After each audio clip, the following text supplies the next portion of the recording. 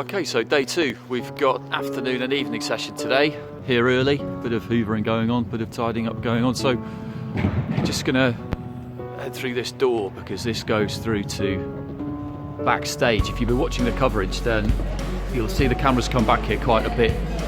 This is where the fighters get loose, basically. It'll be a lot busier than this later on. The fighter here just getting the blood flowing, getting the bag, and a lot of others just doing some drills. Kind of indoor running track here, as you can see down the bottom, and 2-3 big rings. Reminds me of boxing academies I've been to in Kazakhstan, in Uzbekistan. This is a Russian team there, just doing a bit of shadow. Plenty of fights today, all different weights, men's and women's. But it's mainly the Russians in evidence here in the early stages. And those are the changing rooms down the back there. So as I say, later on this place will be a lot busier than it is at the minute. But it's big. The camera always makes everything look bigger, but this is big. Okay.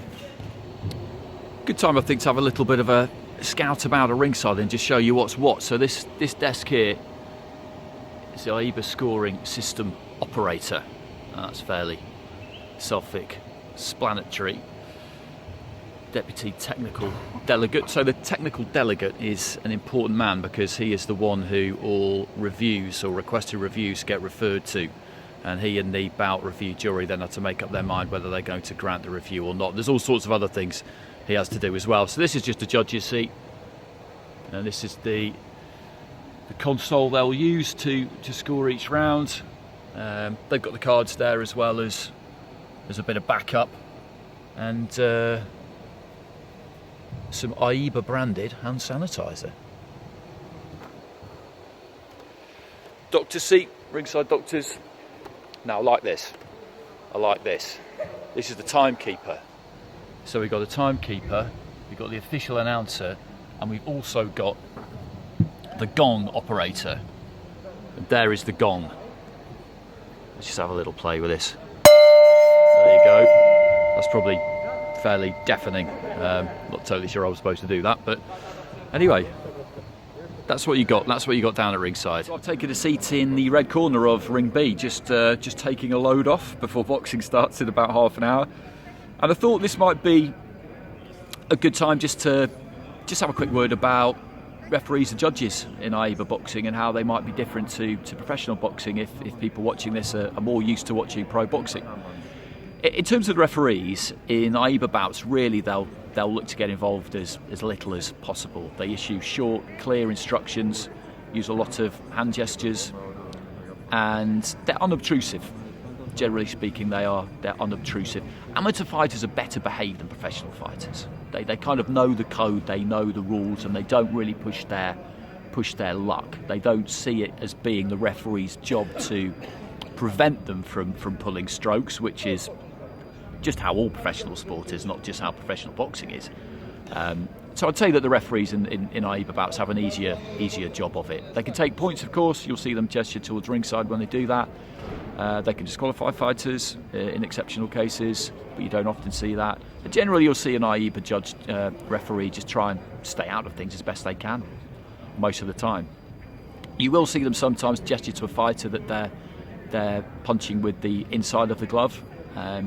That's important because to land a scoring blow in Aiba boxing, you have to deliver it with a knuckle part of the glove and hit the target area, which is either the torso or the front of the head.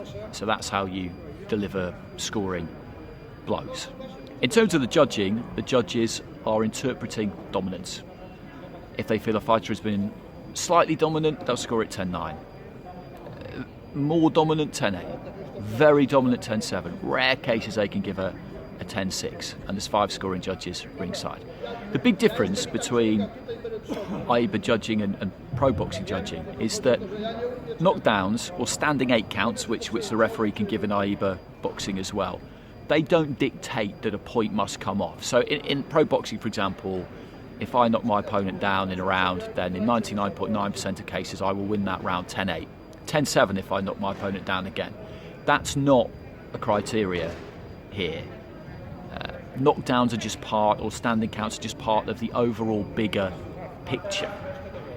Now, if you knock your opponent down in a round, they may well decide you've been very dominant and give you the round 10-8. But if it's a flash knockdown, you could still end up losing that round.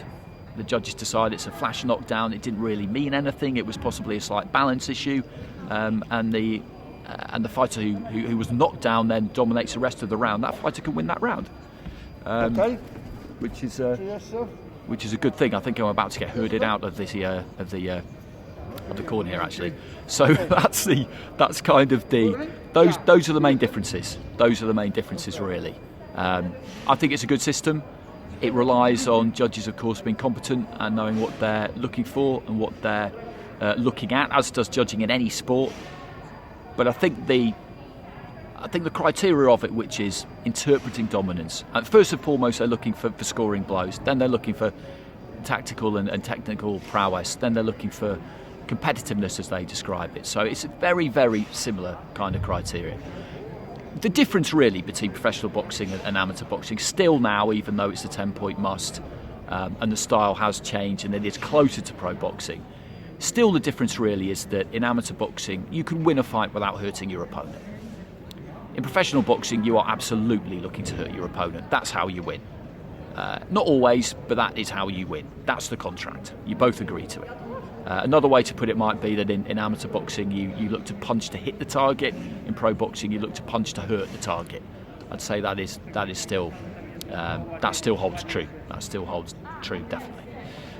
All right. So anyway, hope that helps. If you've been watching and just been wondering what I've been talking about at times. Well, there are the scores at the end of that first round, and some 10-8s in there for Jorge Felimon of Cuba in this heavyweight bout. And after Tuzgrikian of Armenia in blue made a good start, made a quick start, the Cuban really did begin to pick him off in the later stages of the round. We're seeing some good work there from Tuzgrikian, but towards the end there was a standing count for Felimon, and he was just beginning to punish his man a bit to the body, up to the head as well. And some of those judges deciding that the 10-8s were in order. Round 2.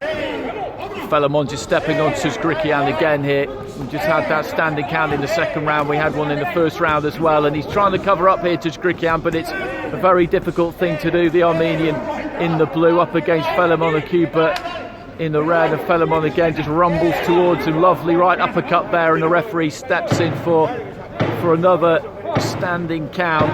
And this is a dominant display from Felimon at the moment, and the referee actually has waved this one over. He's decided that he's seen Tuzgrikian take enough, and after making a quick start at the beginning of the first round, the Armenian, it was Felimon who took over. Standing count in the first, some 10-8 scored by the judges at the end of that round, and in the second it was more of the same, and that is impressive stuff by the man in the red corner.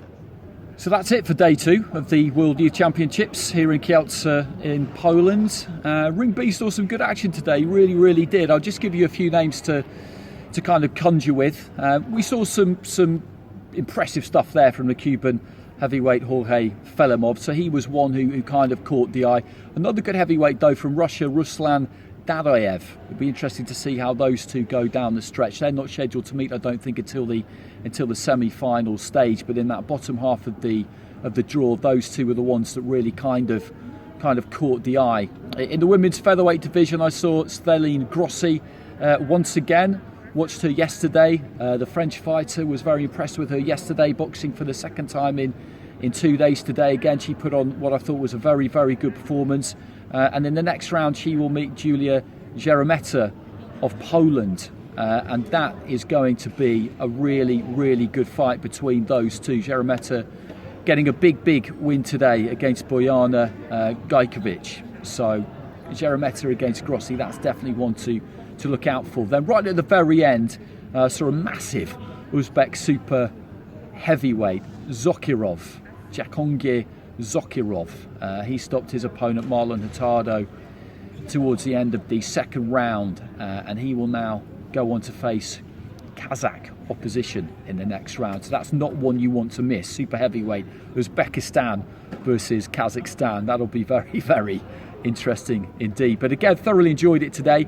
I'm going to leave Big Ron alone today. I'm not going to go and harangue him for a roundup at the end of every day. You have to use him sparingly, I think. I have to use him sparingly. We're not in a position to pay anybody, you see, on Macklin's take. Not the Ron has asked for any kind of financial remuneration. But anyway, I'll leave him alone today. Is basically what I'm saying. But it's been great. It's been great. The standard boxing has been terrific today. Very much enjoyed it. Hope you're enjoying these diaries. Keep following them, please, and tune into the coverage as well. You can get there via Aiba.org.